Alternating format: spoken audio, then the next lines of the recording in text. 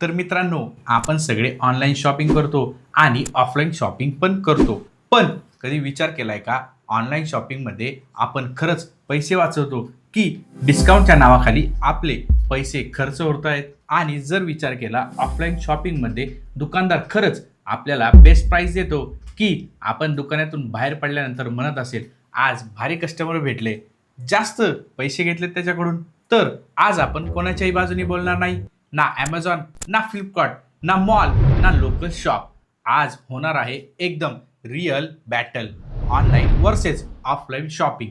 आणि शेवटी मी सांगणार आहे कोणत्या वस्तू ऑनलाईन घ्यायच्या, कोणत्या वस्तू ऑफलाईन घ्यायच्या. आणि एक अशी मिस्टेक जी 90% लोक अजूनही करतात, म्हणून व्हिडिओ शेवटपर्यंत नक्की बघा. तर नमस्कार मित्रांनो, मी आहे ज्ञानेश आणि तुम्ही पाहता टेक्नो डायनामिका. चला, एक छोटी गोष्ट सांगतो. माझा एक मित्र होता, त्यांनी ऑनलाईनमध्ये 50% ऑफ पाहिलं आणि फोन कवर ऑर्डर केला. त्याला वाटलं आज भारी डील भेटलीये. पार्सल आलं, एक्साइटमेंट पीकवर गेली. पण पार्सल उघडल्यानंतर काय बघतो, फोन कवर होतं, पण ते त्याच्या फोनपेक्षा मोठं होतं. याचा अर्थ तो फसला गेला आहे. त्यामुळे फक्त ऑनलाईन डिस्काउंट पाहून नाही, तर प्रॉडक्ट पाहून घ्या. मला एक सांगा, ऑनलाईन शॉपिंग म्हणजे काय? सोप्यावर बसून चहा पीत पाय वर करून शॉपिंग करणं.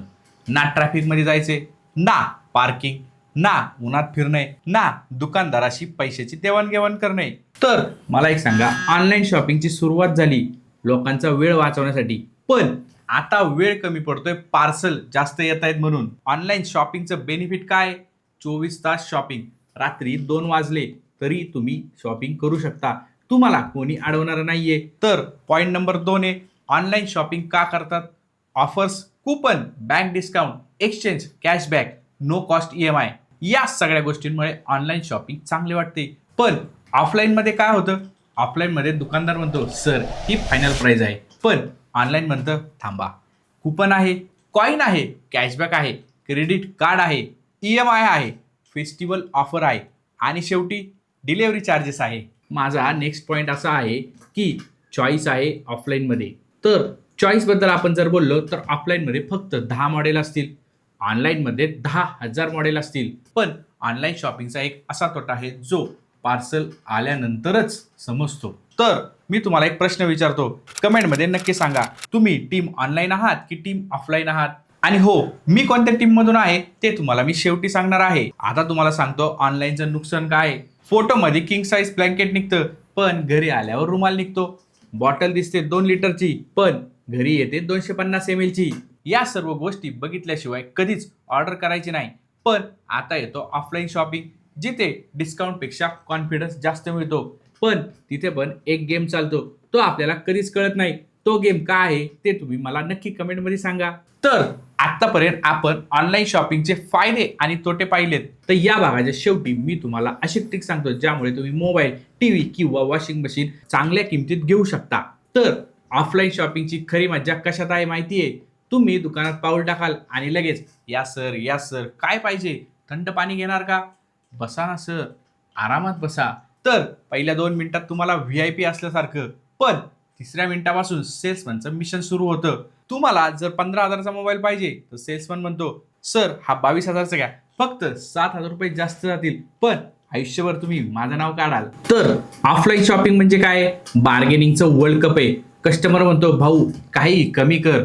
दुकानदार म्हणतो, सर कॉस्ट प्राइस मध्ये देतोय. 5 मिनिटांनी तोच म्हणतो, तुमच्यासाठी स्पेशल प्राइस आहे. मग मनात असा प्रश्न पडतो की स्पेशल प्राइस आहे तर पहिल्यांदाच का नाही सांगितली? तर आता बघूयात दुसरी बाजू, ती म्हणजे सगळ्यात मोठा प्रश्न पडतो, मोबाईल ऑनलाईन घ्यावा की ऑफलाईन? तर ऑनलाईनचे फायदे काय आहेत? मोबाईल कमी किमतीत मिळतो, exchange offer, bank discount, flash sale, review, ह्या सगळ्या गोष्टींमुळे मोबाईल आपल्याला कमी किमतीत मिळतो. जर तुम्हाला आधीच मॉडेल माहिती असेल तर ऑनलाईनमध्ये बऱ्याच वेळा चांगली डील मिळते. पण ऑफलाईनचे फायदे काय आहेत? फोन हातात घेऊन बघता येतो, डिस्प्ले चेक करता येतो, कॅमेरा चेक करता येतो, वेट चेक करता येतं, मोबाईल क्वालिटीची बिल्ड क्वालिटी बघता येते, स्पीकर टेस्ट घेता येतो. ऑनलाईनमध्ये कॅमेरा भारी वाटतो, ऑफलाईनमध्ये सेल्फी काढल्यानंतर कळतं आपण किती भारी दिसतोय. तर लॅपटॉप किंवा टीव्ही सारख्या वस्तू घेताना फक्त प्राइस बघू नका, डिस्प्ले स्वतःच्या डोळ्यांनी बघा, कीबोर्ड वापरून बघा, स्पीकर ऐका, कधी कधी ऑफलाईनमध्ये मिळणारा एक्सपिरियन्स ऑनलाईनपेक्षा चांगला असतो. पण होम अप्लायन्समध्ये तर अजून वेगळी स्टोरी आहे. Mixer, vacuum cleaner, air fryer, microwave. समजा तुम्ही एअर फ्रायर घ्यायला गेलात, ऑनलाईनमध्ये 100 रिव्ह्यू असतात, ऑफलाईनमध्ये फक्त एकच डेमो मिळतो. तर होम अप्लायन्समध्ये डेमो खूप महत्वाचा असतो, कारण प्रॉडक्ट चालून बघितल्यावर क्वालिटी समजते. पण कपड्यांच्या बाबतीत तसं नाहीये. ऑनलाईन शॉपिंग म्हणलं की सर्वात मोठा गॅम्बल आहे तो म्हणजे फोटोमध्ये मॉडेल 6 फूट असती, जिम बॉडी असती, रॉयल लुक असतो. घरी पार्सल आल्यानंतर आपण जेव्हा आरशात उभं बघतो तेव्हा असं वाटतं की हे आपण का मागवलंय. कारण ऑनलाईनमध्ये साईज चार्ट बरोबर असूनही कधी कधी फिटिंग वेगळी येते, कधी कधी कलर वेगळा येतो, कधी कधी फॅब्रिक वेगळं येतं. म्हणून क्लॉथसाठी ऑफलाईन अजूनही लोकांची पहिली पसंती आहे. एक लक्षात घ्या, ऑनलाईनमध्ये डिलिव्हरी चार्जेस आहे, प्लॅटफॉर्म फी आहे, पॅकेजिंग फी आहे, कधी कधी इन्स्टॉलेशन वेगळे. तर ऑफलाईनमध्ये कधी कधी ॲक्सेसरीज वेगळ्या घ्याव्या लागतात, कधी कधी एक्सटेंडेड वॉरंटी वेगळी घ्यावी लागते, कधी कधी स्क्रीन गार्ड वेगळं घ्यावं लागतं, कधी कधी कवर. म्हणजे दोन्हीकडे फायनल बिल पाहिल्यावर आपण फक्त एकच विचार करतो, इतके पैसे आपण या गोष्टीसाठी दिलेत. ऑनलाईन आणि ऑफलाईनच्या या गेममध्ये सगळ्यात महत्त्वाची चूक कोणती आहे? ती म्हणजे लोक प्राइस बघतात, पण वॉरंटी पहा, रिटर्न पॉलिसी पहा, सेलर कोण आहे ते पहा, या प्रॉडक्टचे रिव्ह्यू काय आहेत ते पहा, आफ्टर सेल सर्व्हिस काय मिळणार आहे ते पहा. हे काहीच पाहत नाही, म्हणून त्यांना धोका मिळतो. तर मला सांगा, कोणत्या वस्तू ऑनलाईन घ्याव्यात?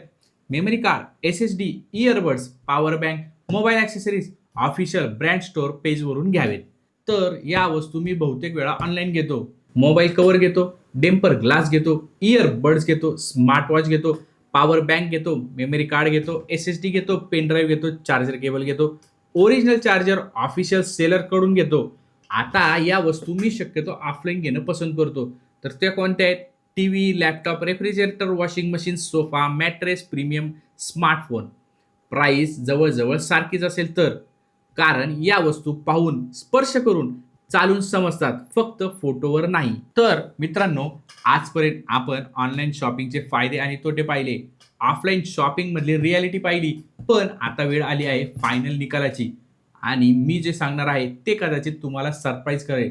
कारण विनर एक पण नाही, म्हणजे ऑनलाईन नाही आणि ऑफलाईन नाही, हो दोन्ही नाही.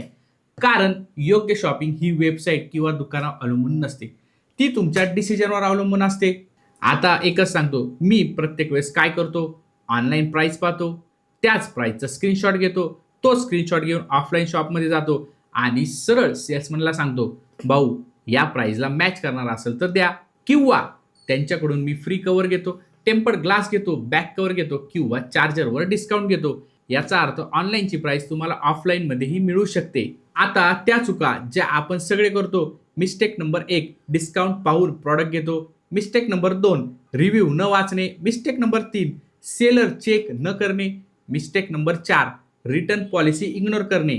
मिस्टेक नंबर 5, इम्पल्स बाईंग, म्हणजे फ्लॅश सुरू झाला की आपल्या मेंदूचा फ्लॅश ऑफ झाला, लगेच खपाखप निस्ती शॉपिंग, निस्ती शॉपिंग, निस्ती शॉपिंग. काही लोक तर 50% ऑफ होऊन अशी वस्तू घेतात ज्यांची त्यांना गरजच नसते. म्हणजे घरी 3-3 स्मार्टफोन आहेत तरी चौथा ऑर्डर करतात, कारण त्यावर आपल्याला ऑफर मिळालेली असते. तर माझा एक गोल्डन रूल आहे, तो तुम्हाला मी आता सांगतो, तो तुम्ही फॉलो करा, म्हणजे तुमचे पैसे वाचतील. 1000 पेक्षा कमी असेल तर, ब्रँड ट्रस्टचा असेल तर ऑनलाईन शॉपिंग करू शकता. पण जर वस्तू 20,000, 50,000 किंवा 1,00,000ची असेल तर प्राइस कम्पेअर करा, ऑफलाईनमध्ये जाऊन डेमो घ्या, वॉरंटी समजून घ्या आणि मगच निर्णय घ्या.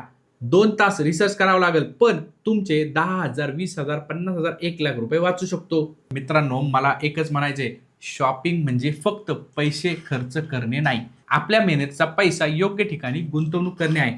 म्हणून घाईघाईत डिसिजन घेऊ नका, योग्य वेळ घ्या, थोडा वेळ द्या, मगच बाय करा, कारण पैसा पुन्हा गुंतवता येत नाही.